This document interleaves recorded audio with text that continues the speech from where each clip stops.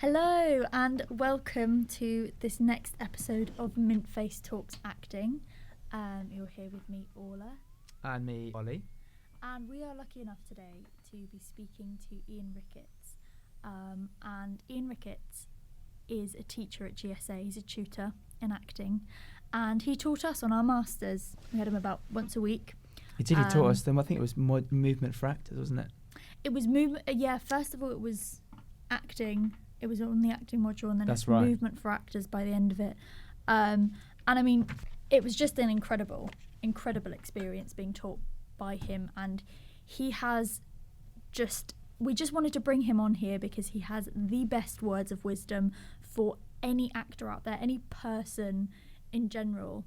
And yeah, he's had just such a life and such a career as well. So he was an actor first, and he's been teaching at the Guildford School of Acting for, I think it's over 40 years. And he is just so revered at the school and by anyone who's ever met him. This is a little bit different from the other podcasts we've done so far. So I'd say just sit back, relax, and listen. To his words of wisdom. Yeah. Yeah, about everything from stories to experiences in the industry. There'll be some brilliant nuggets of advice in there. Really, really good. So enjoy. Welcome back to Mint Face Talks Acting. We are very privileged today to be able to speak to Ian Ricketts, who I think comes into the category of, I think, a legend in most people's eyes. Welcome, Ian. Firstly, Orla and I are going to have a chat to you today about a few things, but maybe just for those who aren't as fortunate as Orla and I to know you so well, could you tell us a bit about yourself and your stories so far at GSA? It goes back a very long way. And my reason for being at GSA, however indirectly, is probably my reason for being in the theatre.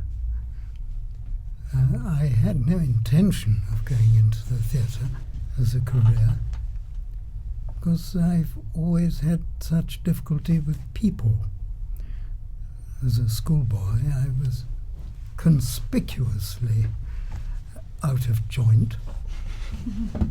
And I thought I would farm because I seemed to connect rather more successfully with horses and sheep and cows than I did with human beings.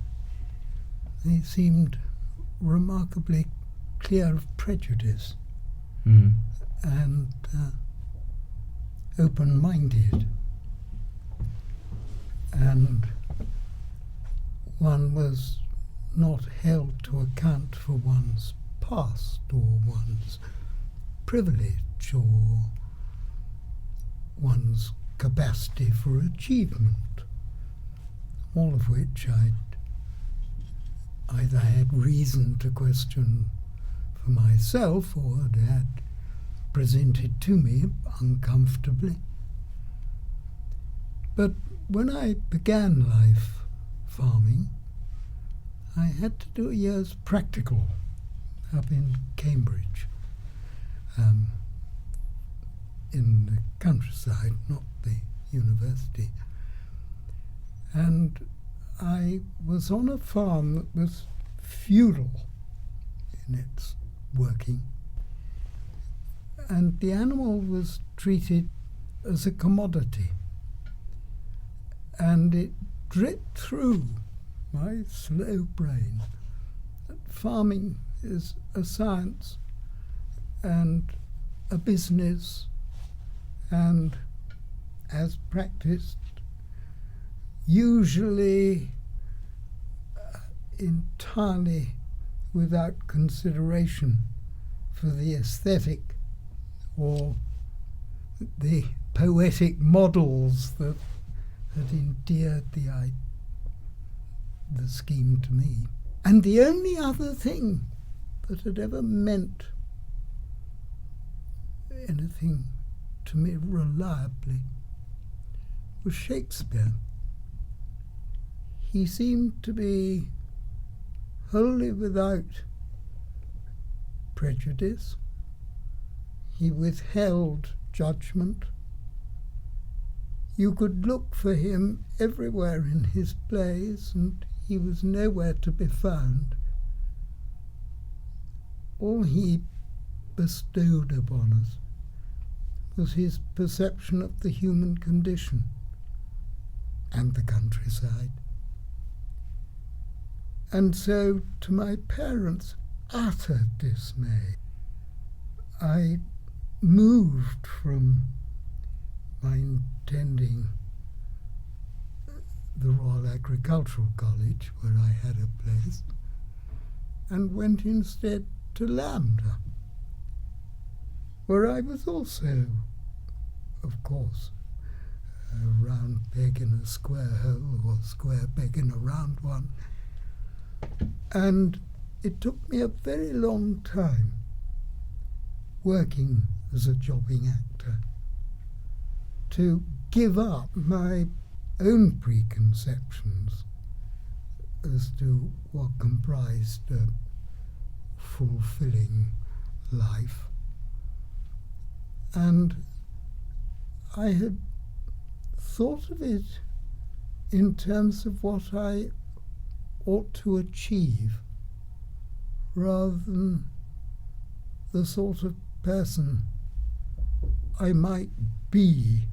And it was through encountering people whose being was so much more than their public achievement ever gave that enabled me to see that really to work in the theatre one does not have to be the ornament.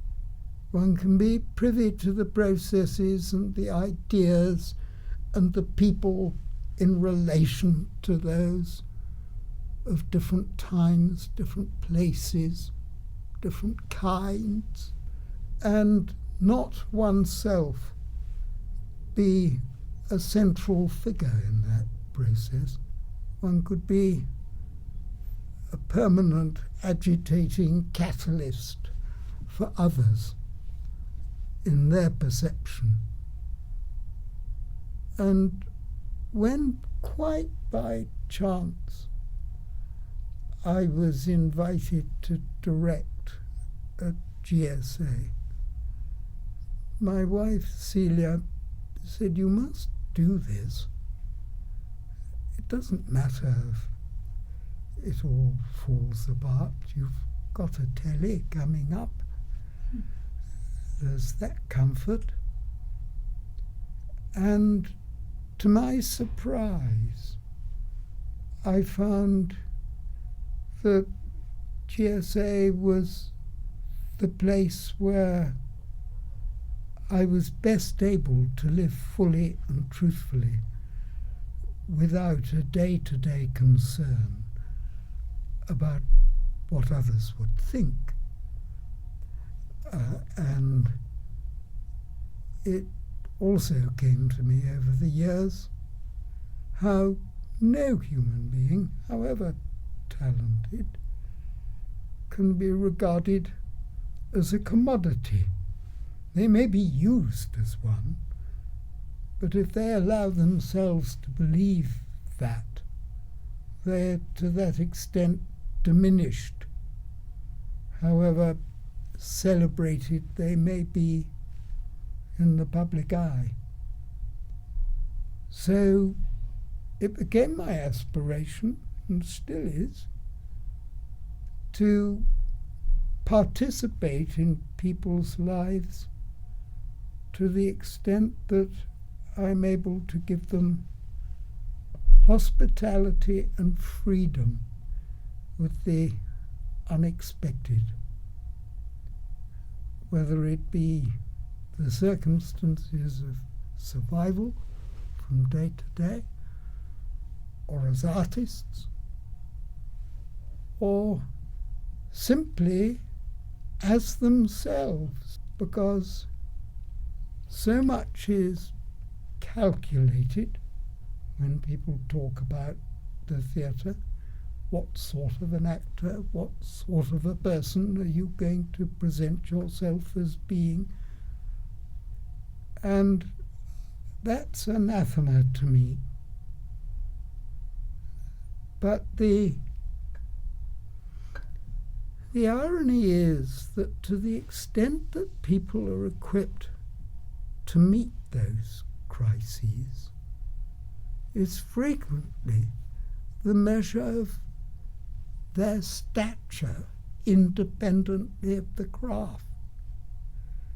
And their independence of fortune gives them not only a capacity, but an appeal that extends way beyond the formal economics of career and survival, because any part they are called upon to play is in that moment their career. Some of the greatest achievements of those who have attended the school have had only the faintest connection, in formal terms, with their training. They may have become doctors, barristers, journalists, prison chaplains, clerics in the church, artists. They may run garden centres, or, as in the case of one beautiful Oxonian postgraduate, marry a tea planter and found a school in Africa on her own initiative so that her husband's employees should have an education. Well, if the theatre is an all-embracing craft, and we know it is, from which no discipline can be excluded, it's curious that the difficulties presented to people making a career as actors sometimes has as its consequence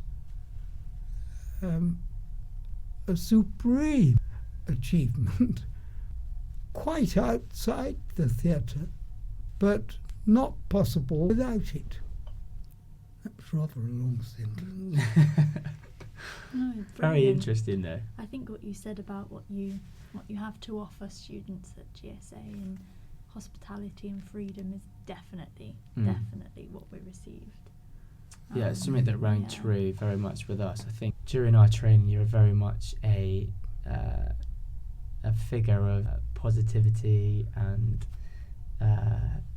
having the ability to kind of not only reassure us but keep us very grounded and I think good-natured as well, just all the time, and kind of open your eyes about everything that was important and realistic, I think.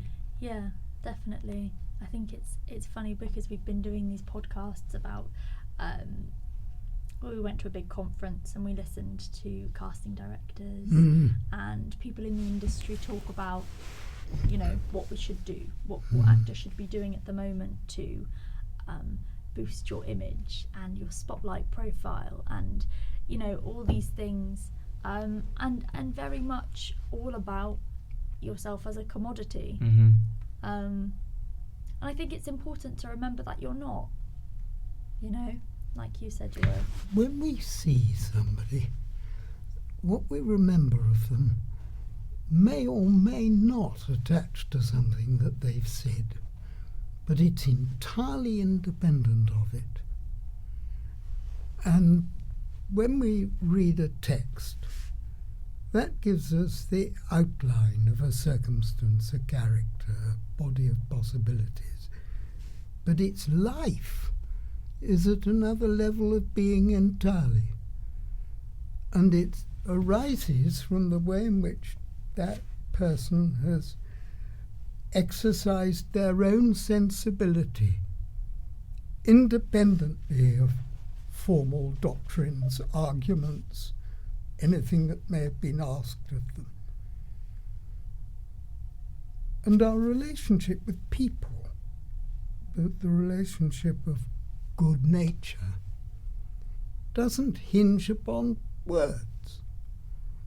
We pass upon the stair, and a morning can be resuscitated and brought to life, or one can be disappointed.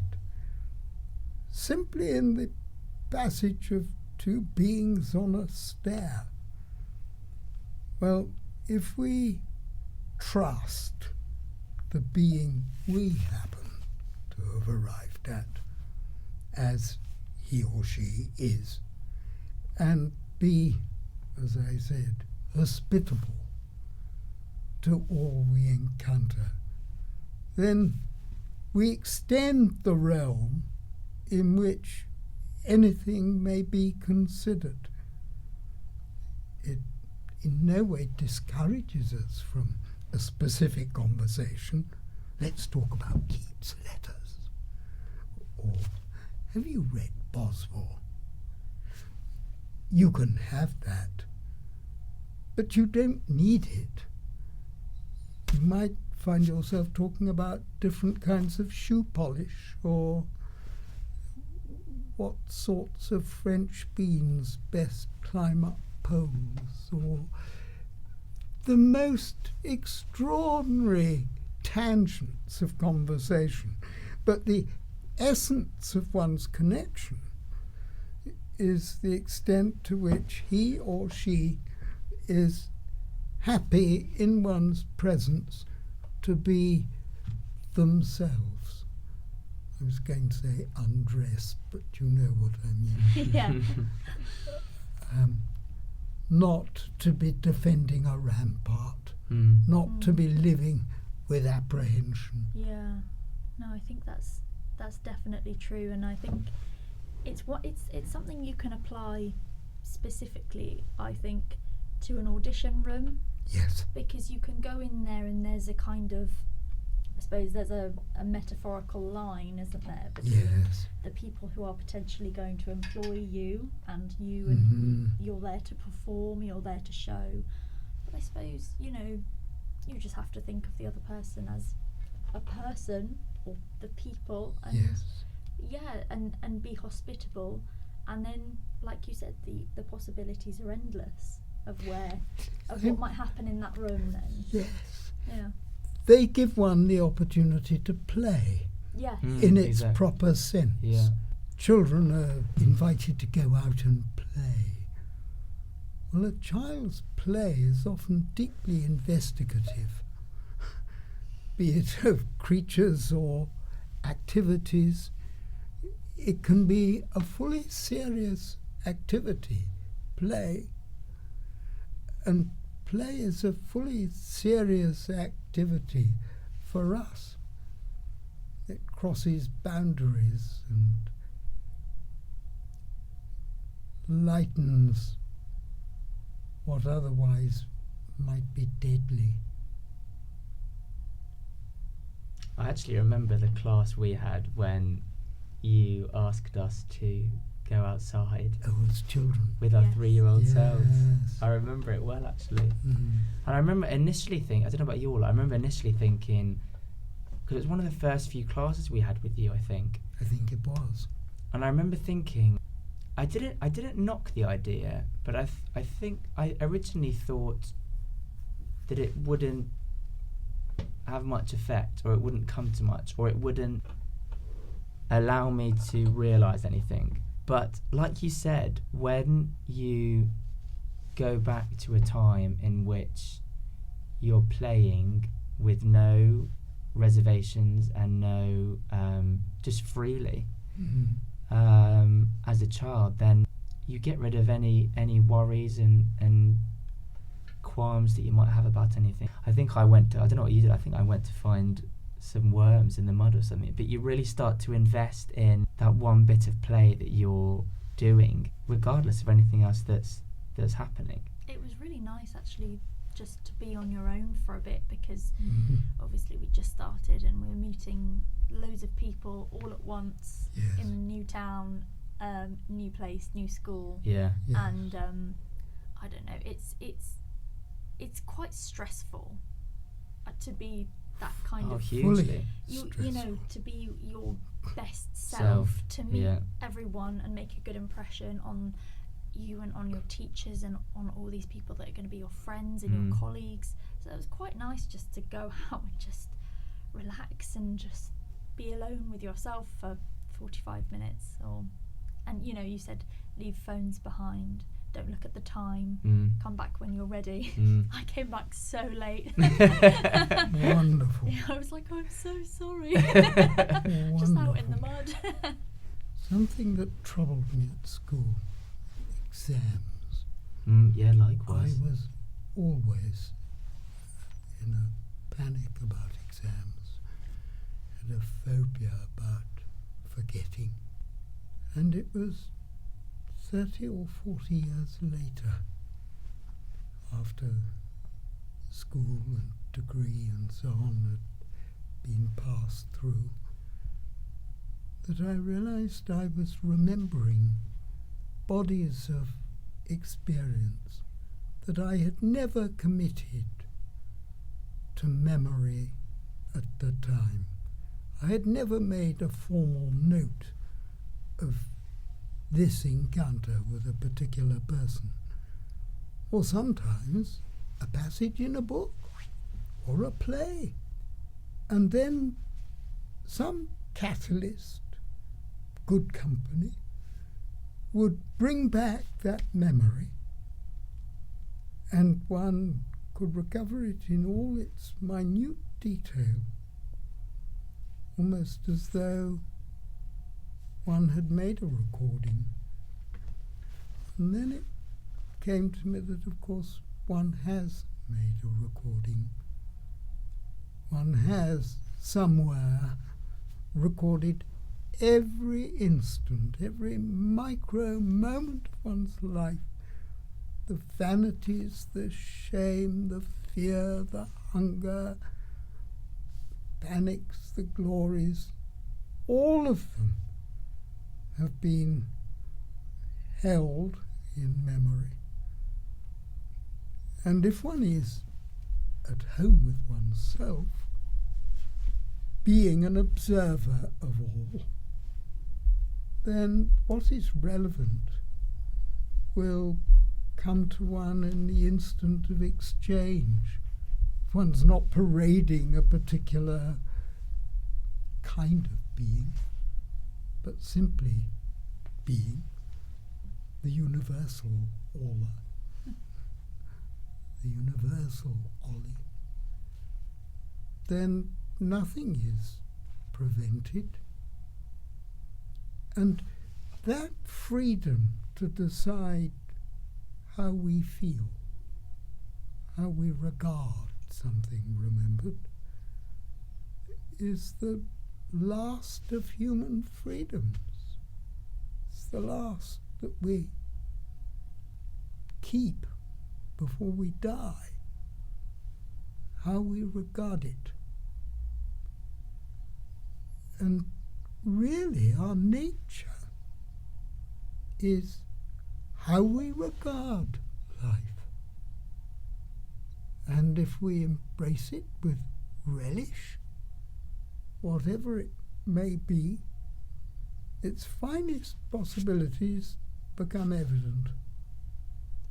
And if the situation is dire, then one's recording is absolute. One observes it in all its detail. And possibly one has a part to play in clearing it up or rescuing or celebrating whatever the case may be. But one's essential being is a still point, listening and observing. And to the extent that one is without prejudice in that, one is free to act, wherever it may be. The most unlikely roles. And so often our relationship with people is so unlikely. When I remember my utterly friendless days at school,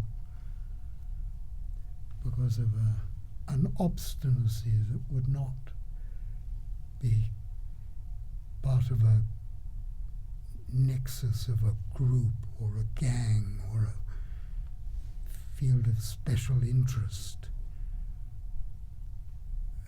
And I think now of all the people wholly unlike me whom I care about, without ever having to say a word, I recognize that precept. It's independent of doing things or saying things, but it affects the atmosphere in which things can be done and how things can be said.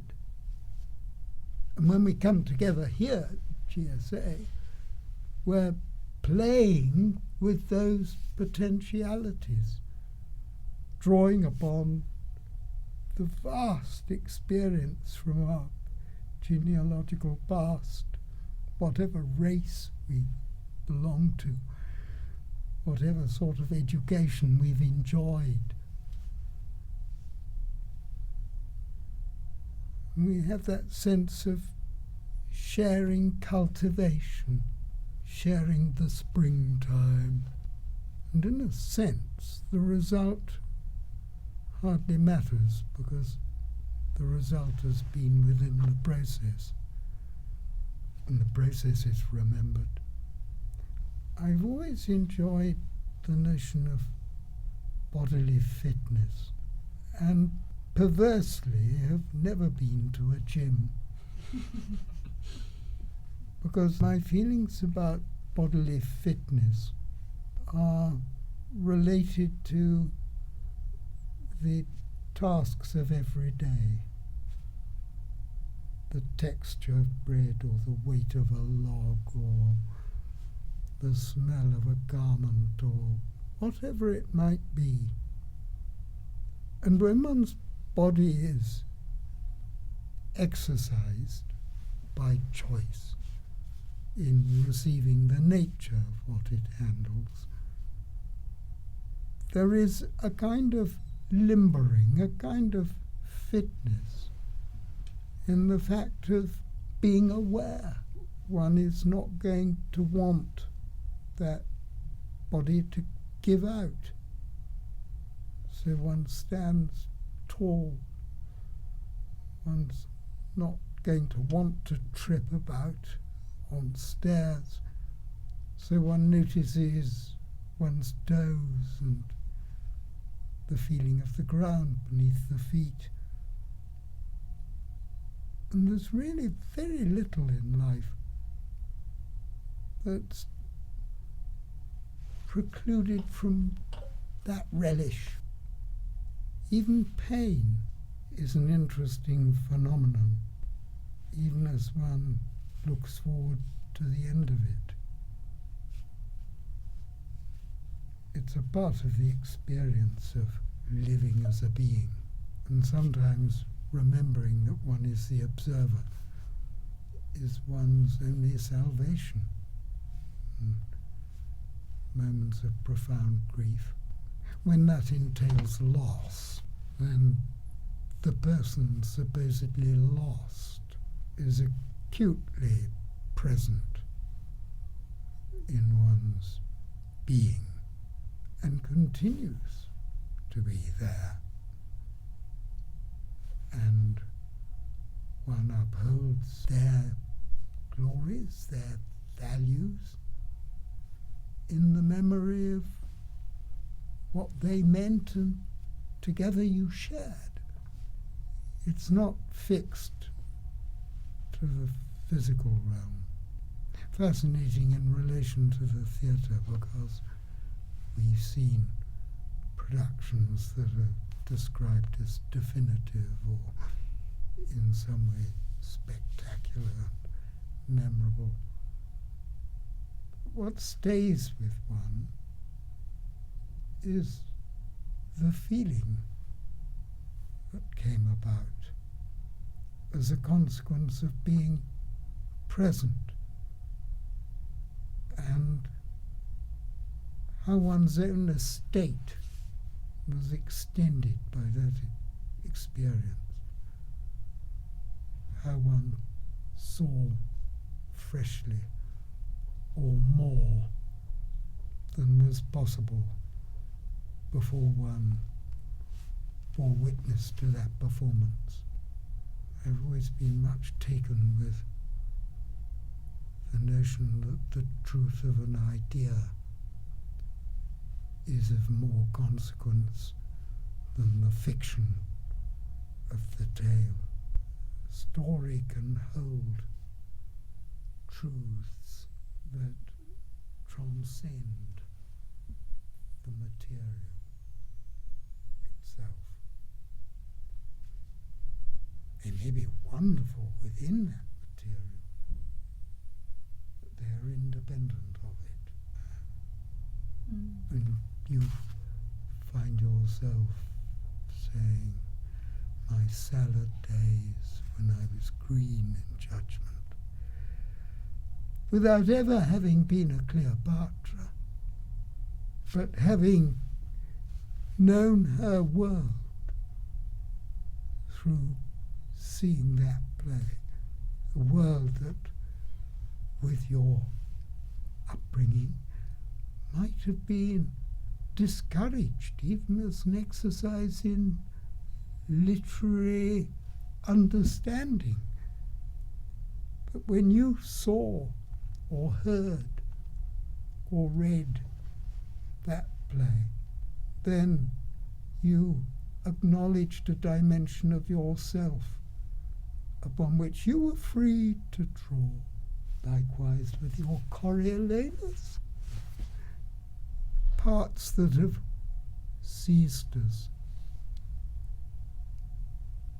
have often seized us because they were unacknowledged dimensions of one's own nature, that it was culturally inappropriate that one should exercise.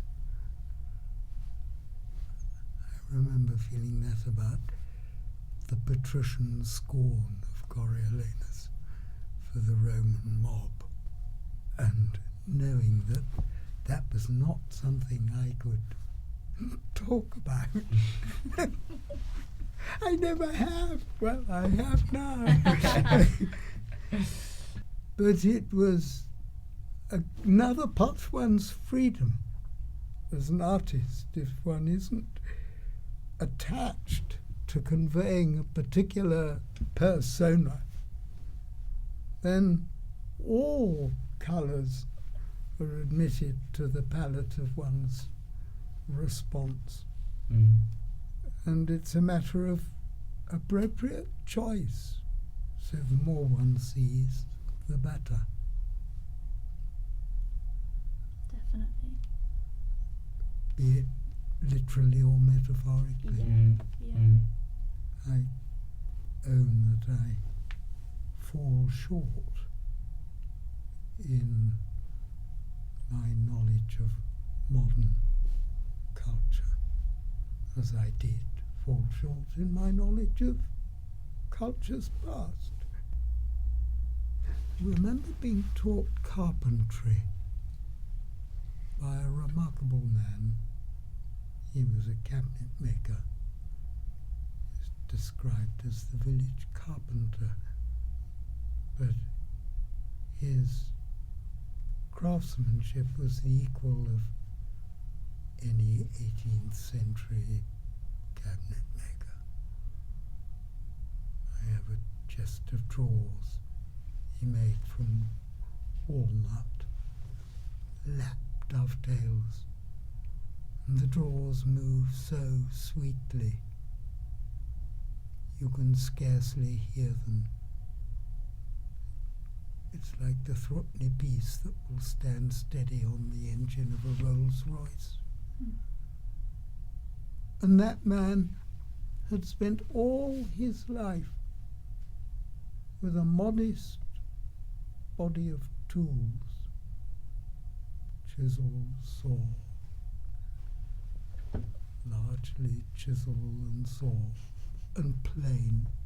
He had hardly ever touched glass paper, however fine, because his planing was so extraordinarily skillful that he could bring a burnish to the grain simply with the weight of the plane, the sharpness of the blade, and the fineness of the cut.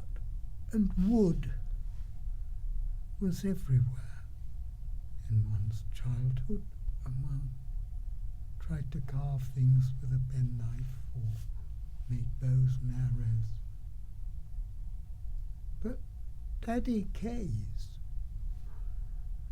with his workshop in the village, made pieces of art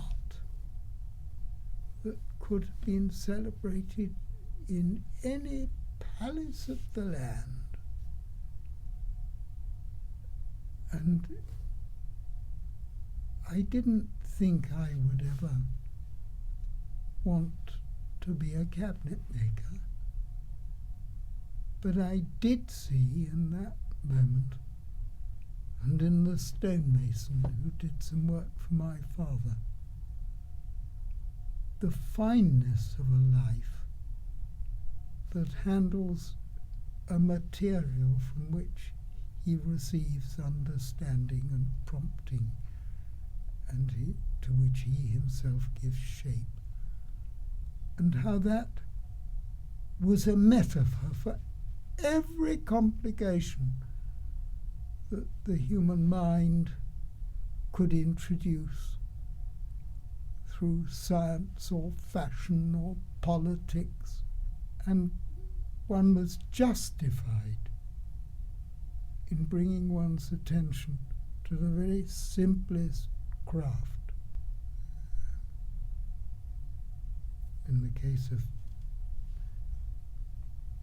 dear little Elsie Bryce, who only came up to your shoulder, Orla, and had spent her entire life washing dishes and cleaning loos in a boys' school.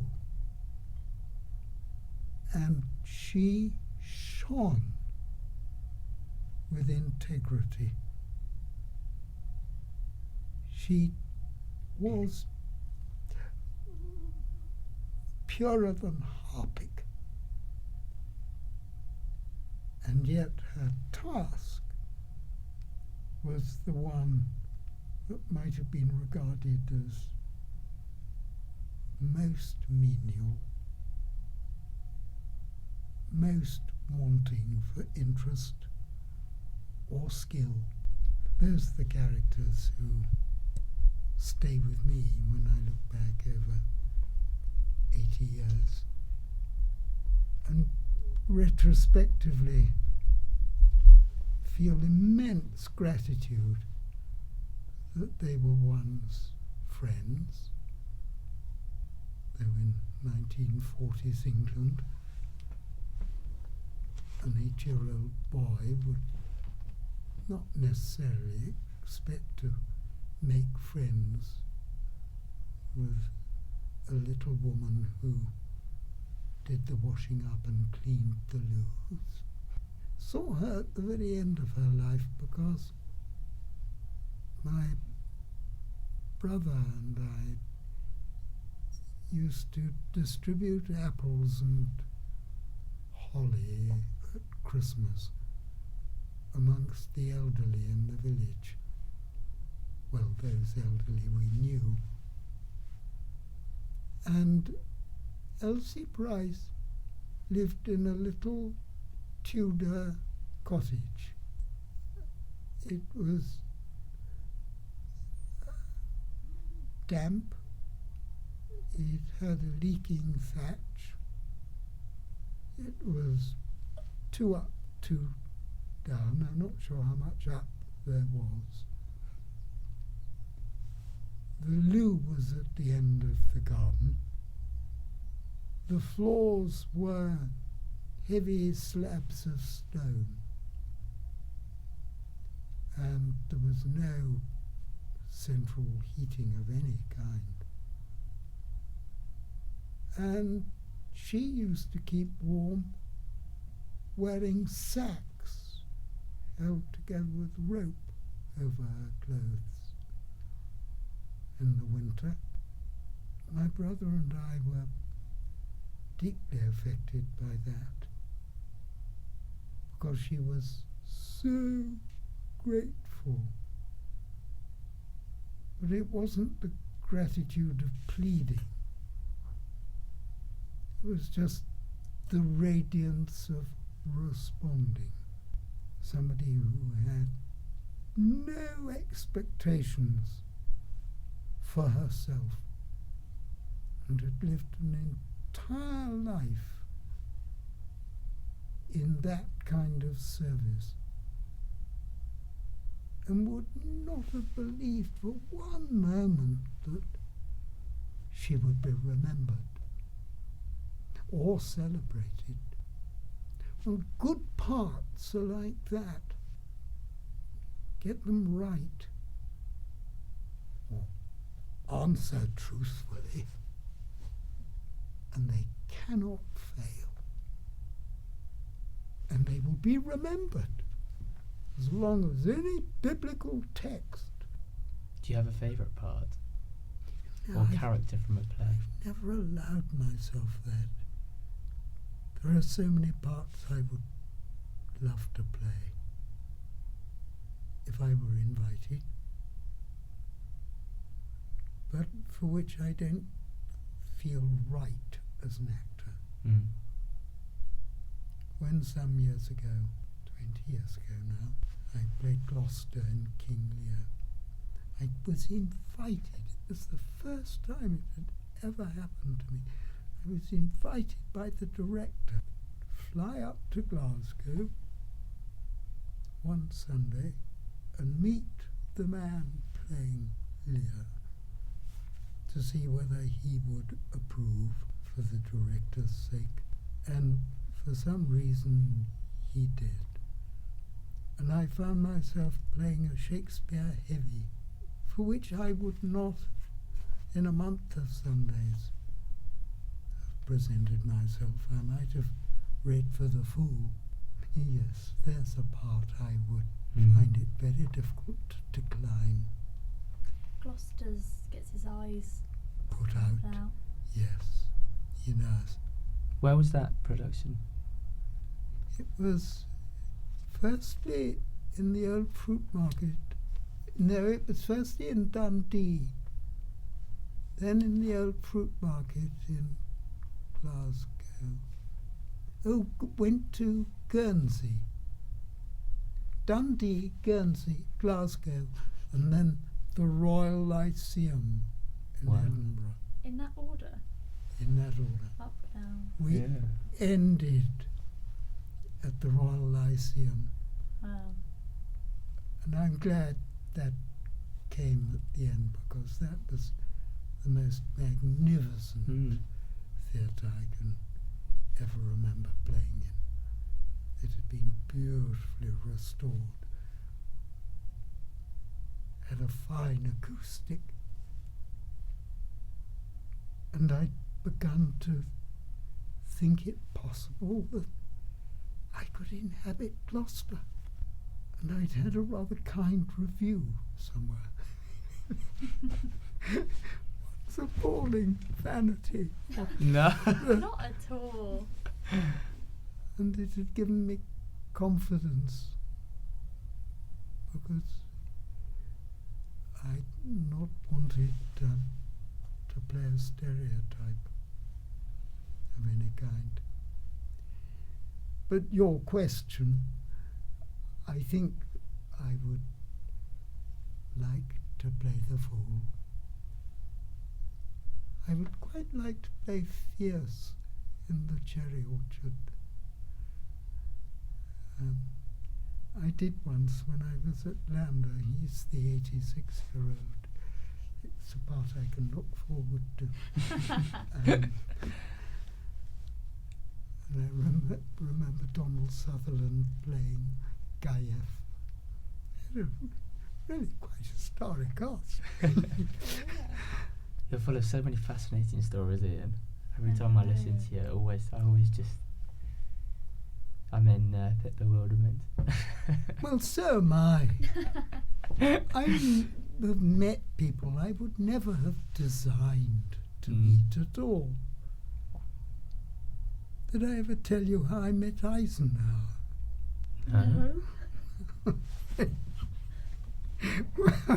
I have not heard this one. Oh, well, stop me when it becomes tedious.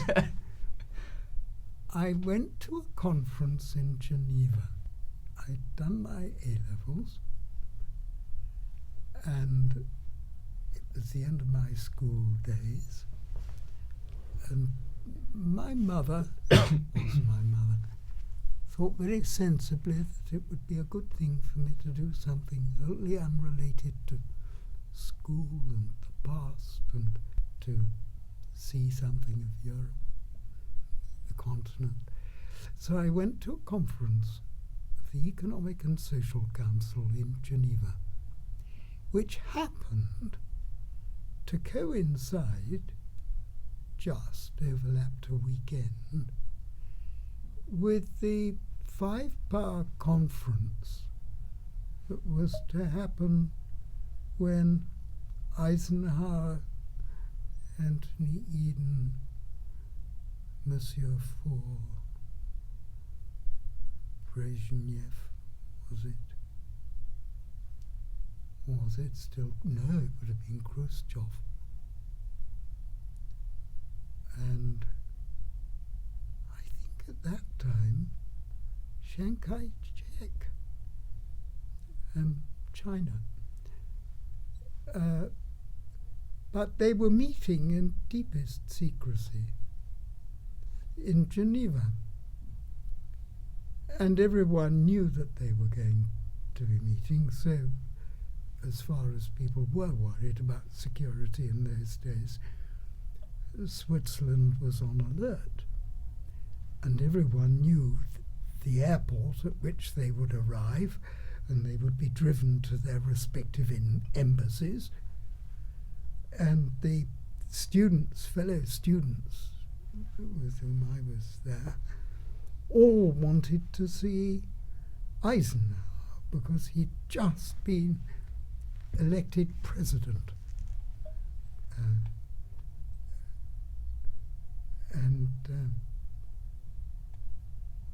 I wasn't particularly curious to stand in a road and wait for a couple of hours for a motorcade to pass.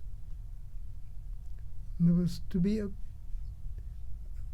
dance later that evening given by one of the diplomats in the UN, Scottish dancing.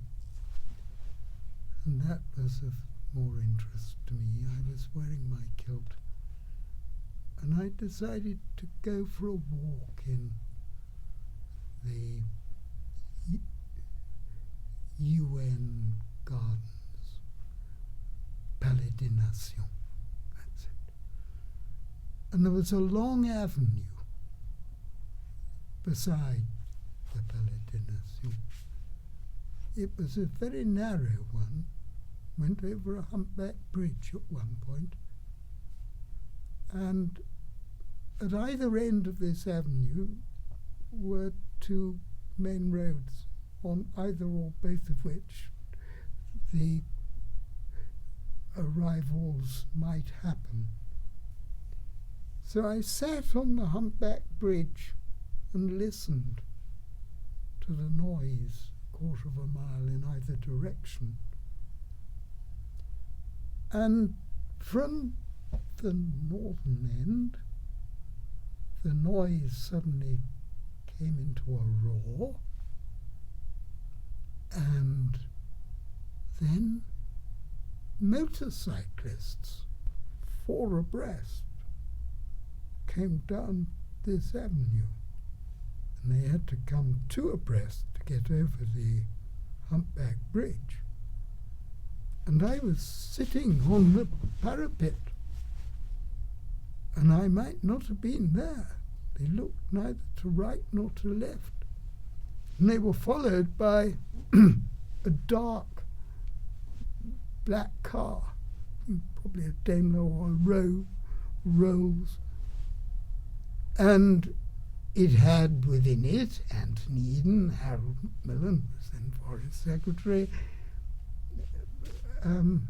sitting in the back in conversation. And I certainly didn't exist for them either, nor saw any occasion that I should. And they passed, and more motorcyclists. And then there was an even greater roar from the end, from which the British delegation had arrived.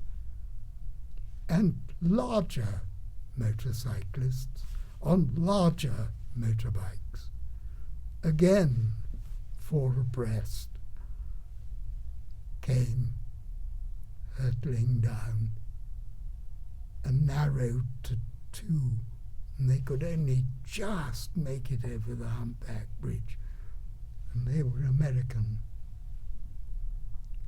And behind them was a vast Cadillac. I suppose it was a Cadillac. And it was open. And there were 2 men sitting in the back, a driver and security man in front. And the 2 men sitting in the back were both in shirt sleeves. It was in midsummer. And they were in summer suits, that's it. They were. Foster Dulles was wearing his coat, but Eisenhower, I think, had shed his. And as he approached the bridge, they approached, Eisenhower saw me. And he stood up in the back of his Cadillac and opened his arms in the characteristic Eisenhower acclaim of thousands way and gave me the victory sign, because of course he'd been Allied Commander Europe during the war, and any young man in a kilt was necessarily Scots, and Eisenhower was quite well disposed, I think, towards the Scots. And then some years later, I encountered Kennedy by accident crossing the old Brompton Road, and the Daimler he was travelling in with Macmillan, by then Prime Minister, had to stop because there'd been a traffic hold-up somewhere at Gloucester Road. And so the whole motorcade had to come to a halt. And I was just trying to cross the old Brompton Road. And I was on an island in the middle. And Kennedy was in the car where you are, I was as close to Kennedy as I am to Orla here. Oh, wow. And Kennedy smiled through the window. If I designed those encounters, they would never have happened. No. You have to just... You just have to be amused, Yeah. You have had the curious. most amazing experiences. I wonder if I But might we just... all do. We all do, yeah. we all do. Yes. I wonder if I might ask, actually, going back to your teaching and still teaching at GSA, we were so fortunate to have you weekly. I wonder what it is for you, though, that you deem important to teach or pass on or share with students at drama school. You've taught there for a few years now. What it is that you think is the most important that students need to learn, and whether it's changed actually over the years whilst they're training? It has changed. When I began, it was a body of skills. Ask me what is the most important thing now. It's example. Okay. The example of not knowing, the example of helplessness, the example of being prepared to encounter the unknown. There are books, there are scholars, there are brilliant practitioners. What students need is somebody who is sharing the same ground and know that it is equal encounter. So the idea is central, not a person. Okay. Yeah. And if they become accustomed to the notion of sharing apprehensions, excitements, any form of human experience, then that is my opportunity. Because one's wish is that one should become insensibly redundant, that the student should become autonomous, should be his, her own tutor. And if one is a fellow in that enterprise, it's more likely to happen than if one says, now look, experience has shown me, yes, experience may have shown you, but that was just 60 years before we appeared on the globe. Experience is going to show something quite different for those who are training now. And for each person individually. For everyone. Yeah. Everyone is so distinctly a being, unrepeatably him or herself. And one wants them to realize the fullness of that being and its rightness. Because we're born with a body of capacities and aspirations that is wholly distinct. And we meet those who are sympathetic or have similar tastes, and we're enlarged by them, but we're still answerable to ourselves. And if people can be enabled to be truthful with themselves, then that process is underway. And one gives support to it through undertaking it freshly oneself, which is why Grania will have referred to the apprehension one has whenever one is teaching, because that is the case. That's incredible, I think, and not. It's because you're always trying to impress someone, and you in a class. It's so difficult to kind of, I don't know, not try and impress the teacher, but just try and do the work. I came nearer to Orla, understanding Orla, when she was playing viola, but it allowed me to see a region of your nature and sensibility. That was the first Shakespeare assessment you did, wasn't it? GSA, yeah. People are inevitably naked in the theatre, which is why we have such a nose for hypocrisy and pretension and can't be doing with it. There's also a need for people, you mentioned it earlier, for people to want, not feedback, but to want appreciation, I guess is the word. Yes.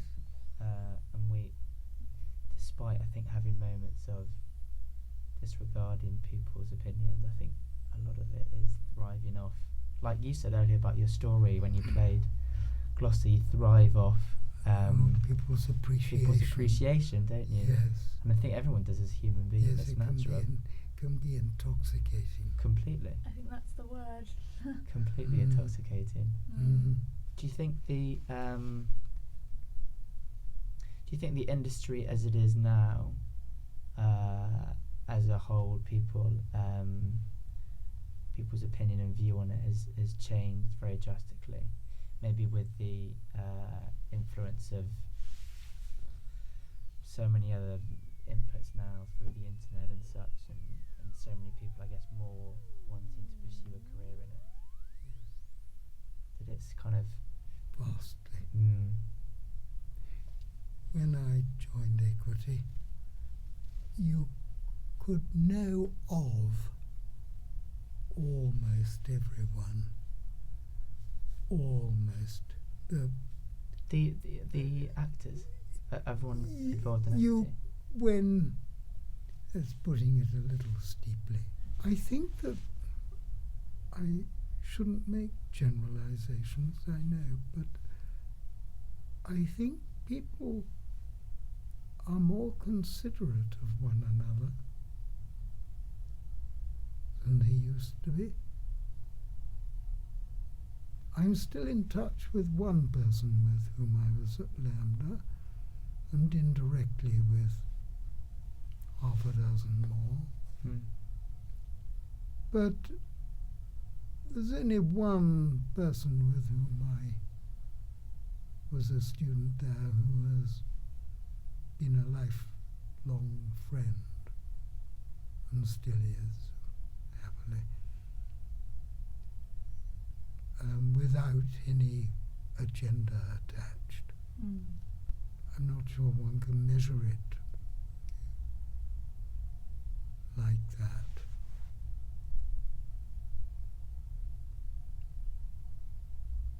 I'm sorry I have nothing intelligent to say on this. I prefer not to divide people into generations. After all, we relate to beings who are only a fraction of our age, or sometimes are much more. But that's not the determining factor in our connection with them. And people have a body of knowledge and understanding, very often of which they're only partially aware. You may sometimes know more of someone than they do of themselves, whether as a friend or as an actor or as a teacher. And by the same token, that could be said of you in relation to others. I think that training today is more realistic. I think people, because of the technologies supporting them, have an illusion of connectedness that we could not have had. We still connected by letter.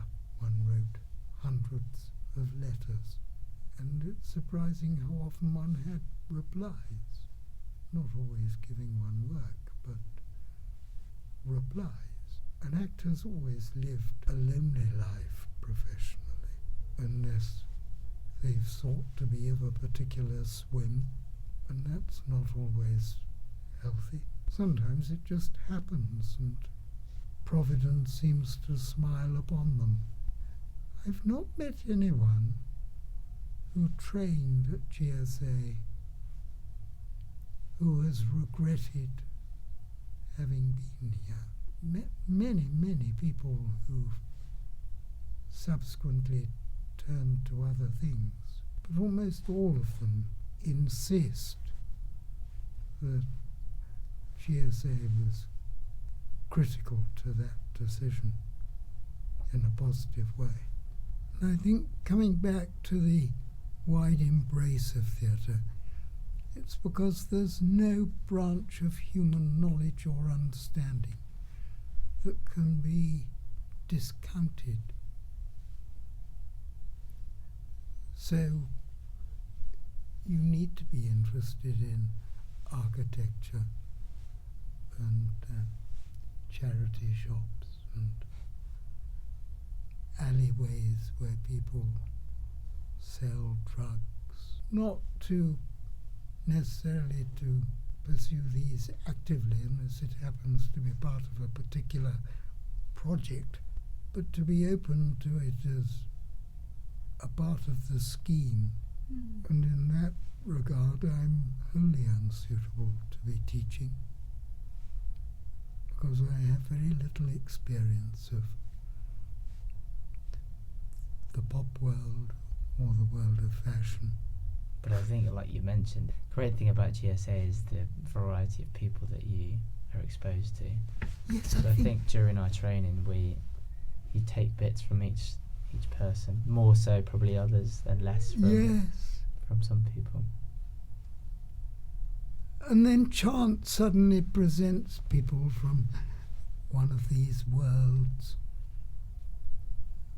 like Eisenhower, or the day when the Beatles used my dressing room. And Did you meet them all? yes, I did meet them, but they were just poised for fame. They were in a show, I think it was called the Helen Shapiro Show.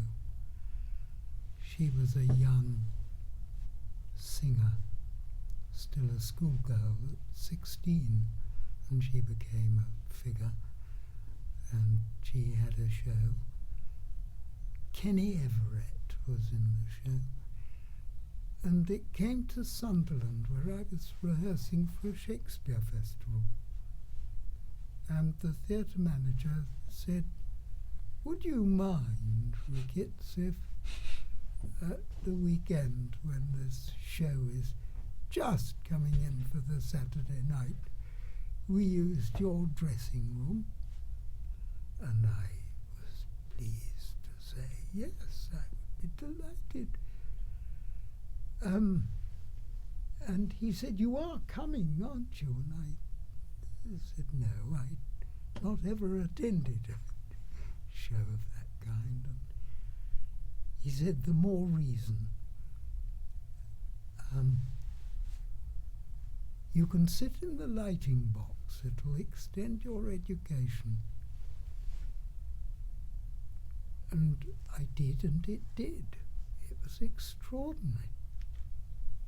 These 4 young men came on towards the end, and they were quite brilliant. The rest was noisy and ingratiating and in no way engaged. But those 4 young men they had such bravura, such a sense of fun, such musicality. And they had a kind of poetry there. And I came away at the end of that evening thinking they were really rather good. And as I went round to clear up in my dressing room, I thought Liv didn't know who had been there, but it had been the 4 young men. They were coming down the stairs, and they were really gracious. So I've always had a soft spot for the Beatles.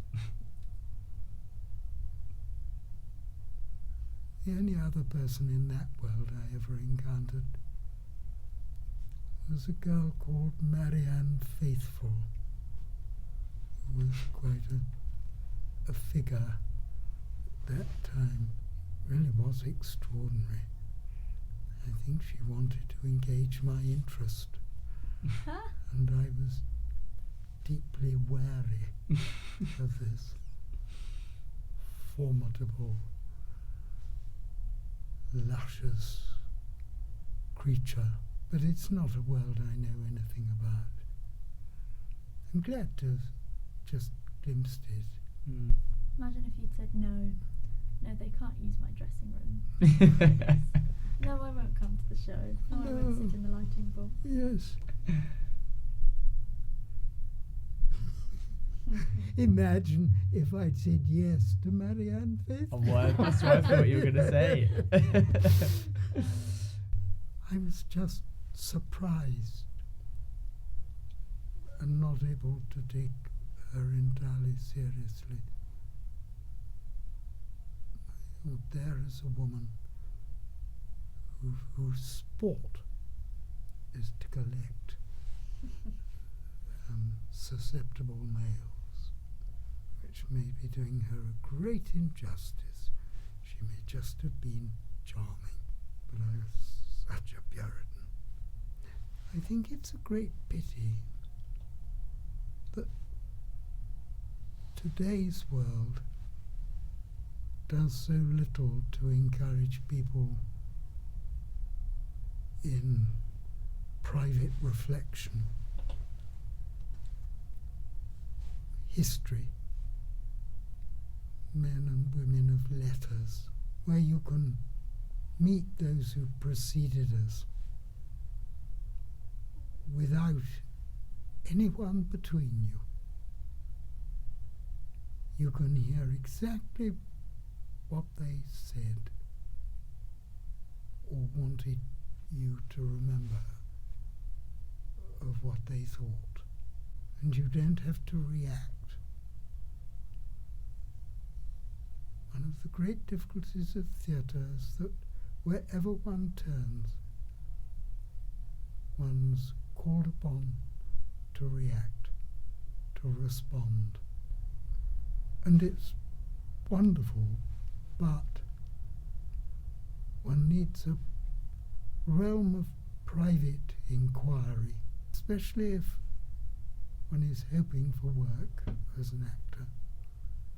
One needs a creative growth point in one's own life, something one is cultivating. I don't think it matters particularly what it is, except that it should be truthfully interesting to oneself. It might be Chinese porcelain or tapestry or medieval carving, a skill that one is, through which one is making inquiry of the condition of being human. May simply be visiting particular places and absorbing them, or spending a short time in a different way of life. I worked with a radio actor, immensely versatile man, and he was coming to the end of his contract with the drama rep, the BBC drama rep, and he decided he was taking his family to Spain so that he could perfect his skill in gypsy dancing. And he took his wife and family to live with gypsies in Spain. It was a conscious decision, just for 6 months. And when he came back, they were casting for, was it Pirates of the Caribbean or some such film that needed an actor with skills as a flamenco dancer, a commander Spanish, but to be a Brit. Well, I think life works providentially like that. One pursues what is right as it seems now, keeping one's vision wide,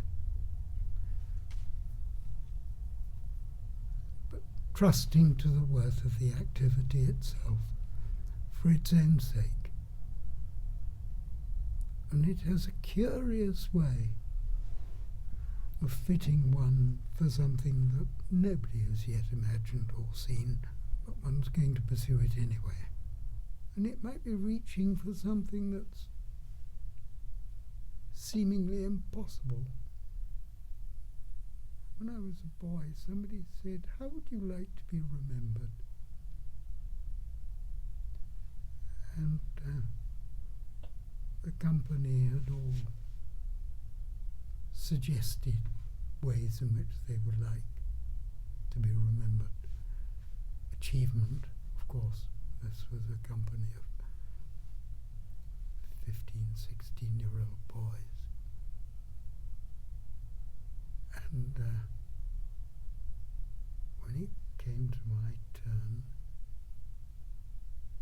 I thought, yes, I know how I would like to be remembered. I wonder if I've got the nerve to say it. I'd like to write one really good sonnet. Not first 11, but second 11. I don't want to be famous for it, but I would like to write one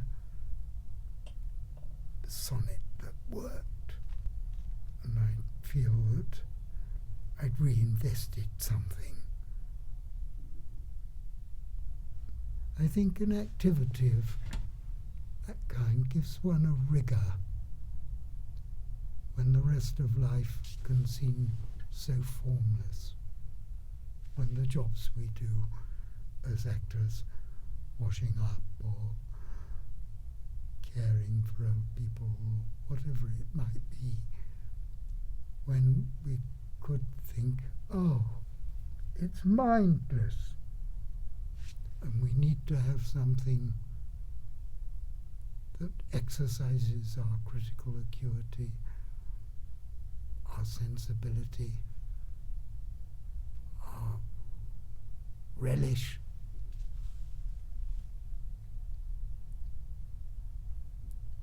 So it may be Chinese porcelain, it may be tapestry.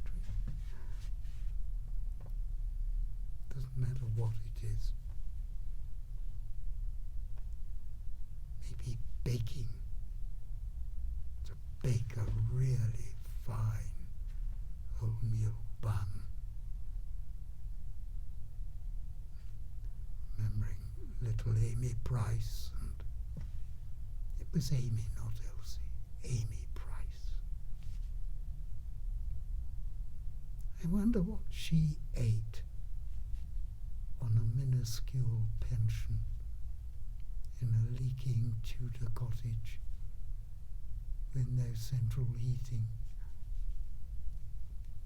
and a loo at the end of the garden and no relatives. We're really amongst the fortunate, aren't we? I think I've spoken far too much. We've taken up far too much of your time. I was just going to say, I think we've come to the end of our interview. Thank you so much, Ian, for joining us Fantastic. and sharing your quite amazing stories. I had a load of questions written down in my book, but I don't think any of them could have shaped the conversation as beautifully as that No. as you did. So Thank you very much again. And touched but horrified. thank you very much for listening to this episode with Ian Ricketts. And please tune in a couple of weeks for the next episode of Memphis Talks Acting.